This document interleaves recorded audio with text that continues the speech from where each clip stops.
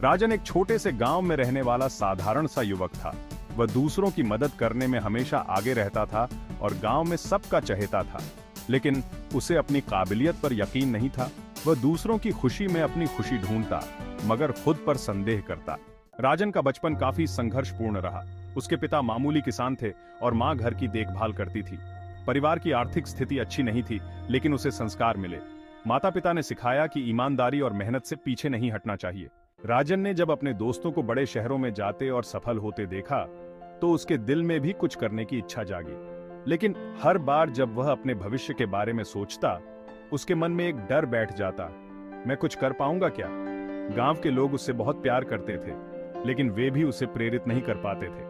लोग उससे कहते, राजन, तू गांव का सबसे ईमानदार और मेहनती लड़का है।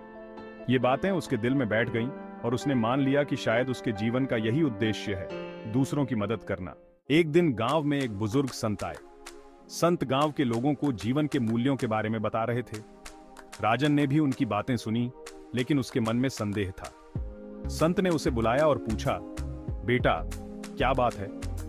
राजन ने अपने दिल की बातें बता दी, सपने, डर और आत्मसंदेह। संत ने कहा, दुनिया में सबसे बड़ी लड़ाई अपने मन से होती है। खुद पर यकीन कर, तभी तेरे सपने हकीकत बनेंगे। संत की बातें राजन के दिल में उतर गईं। कहानी उड़ान की चाह।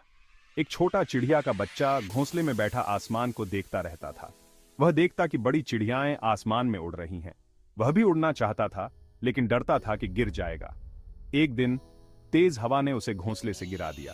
उसने पंख फैलाए और उड़ने लगा। वह आसमान में उड़ चला गया। प्रेरणा का बीज। इस कहानी ने राजन को गहरे तक प्रभावित किया। उसे एहसास हुआ कि वह भी उस चिड़िया के बच्चे की तरह है, जो अपने घोंसले में बैठकर केवल सपने देख रहा था। अगर उसे अपने सपनों को पूरा करना है, तो उसे भी डर को पीछे छोड़कर प्रयास करना होगा।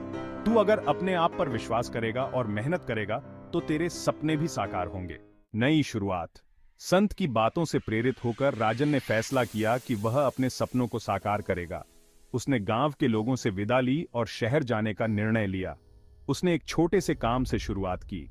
शुरुआत में कठिनाइयां झेलनी पड़ी, लेकिन वह पीछे नहीं हटा।